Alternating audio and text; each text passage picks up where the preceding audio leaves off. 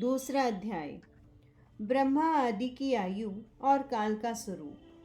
सूत जी कहते हैं, भरद्वाज, भगवान नरसिंह जिस प्रकार होकर जगत के सृष्टि के कार्य में प्रवृत्त होते हैं, उसका मैं आपसे वर्णन करता हूँ, सुनिए। विद्वान नारायण नाम से प्रसिद्ध लोक पितामह भगवान ब्रह्मा नित्य सनातन पुरुष हैं। तथापि वे उत्पन्न हुए हैं ऐसा उपचार से कहा जाता है। उनके अपने परिमाण से उनकी आयु 100 वर्ष की बताई जाती है। उस 100 वर्ष का नाम पर है, उसका आधा परार्ध कहलाता है।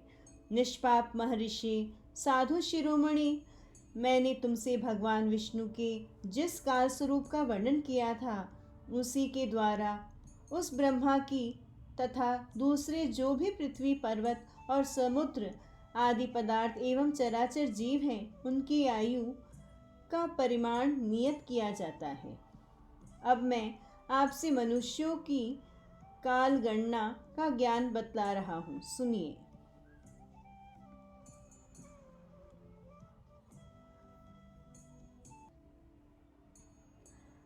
अठारह निमिषों का एक काष्ठ कही गई है। 30 काष्ठाओं की एक कला समझनी चाहिए तथा 30 कलाओं का एक मुहूर्त होता है।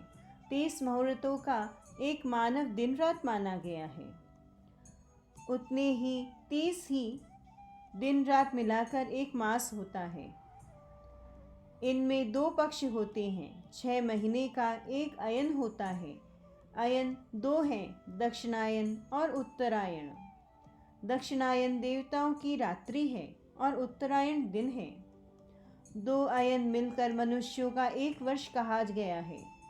मनुष्यों का 1 मास पितरों का 1 दिन बताया गया है और मनुष्यों का 1 वर्ष वसु आदि देवताओं का 1 दिन रात कहा गया है।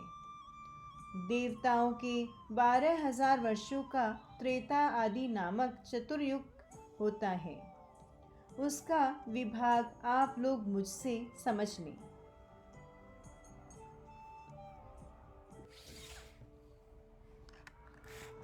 पुराण तत्ववेत्ताओं ने कृत आदि युगों का परिमाण क्रमशः 4, 3, 2 और 1000 दिव्य वर्ष का बतलाया है। ब्रह्मन प्रत्येक युग के पूर्व उतने ही 100 वर्षों की संध्या कही गई है और युग के पीछे उतने ही परिणाम वाले संध्यांश होते हैं। विप्र संध्या और संध्यांश के बीच का जो काल है, उसे सतयुग और त्रेता आदि नामों से प्रसिद्ध युग समझना चाहिए। सतयुग, त्रेता, द्वापर और कली, ये 4 युग मिलकर चतुर्युग होते हैं।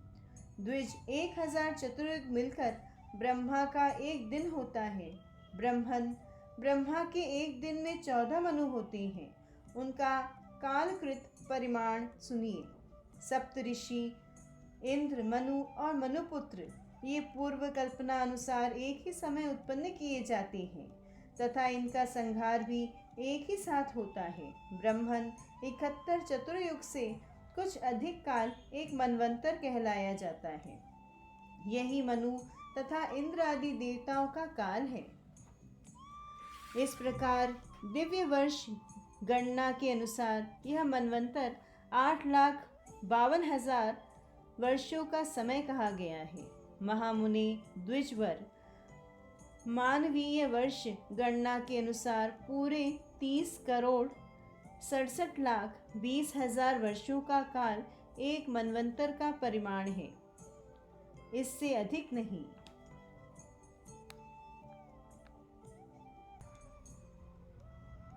इस काल का 14 गुना ब्रह्मा का 1 दिन होता है। ब्रह्मा जी ने विश्व सृष्टि के आदिकाल में प्रसन्न मन से देवताओं तथा पितरों की सृष्टि करके गंधर्व, राक्षस, यक्ष, पिशाच, गुह्यक, ऋषि, विद्याधर, मनुष्य, पशु, पक्षी, स्थावर, वृक्ष, पर्वत आदि, पिपीलिका, चींटियाँ और सांपों की रचना की है। फिर चारों वर्णों की सृष्टि करके वे उन्हें यज्ञ कर्म में नियुक्त करते हैं। तत्पश्चात दिन बीतने पर वे अविनाशी प्रभु त्रिभुवन का उपसंहार करके दिन के ही बराबर परिमाण वाली रात्रि में शेषनाग की शैया पर शयन करते हैं। उस रात्रि के बीतने पर ब्रह्म नामक विख्यात महाकल्प हुआ, जिसमें भगवान का मत्स्य अवतार और समुद्र मंथन हुआ। इस ब्रह्मकल्प के ही समान तीसरा वराह कल्प हुआ, जिसमें कि भगवती वसुंधरा का उद्धार करने के लिए साक्षात भगवान विष्णु ने प्रसन्नता पूर्वक वराह रूप धारण किया। उस समय महर्षि गण उनकी स्तुति करते थे।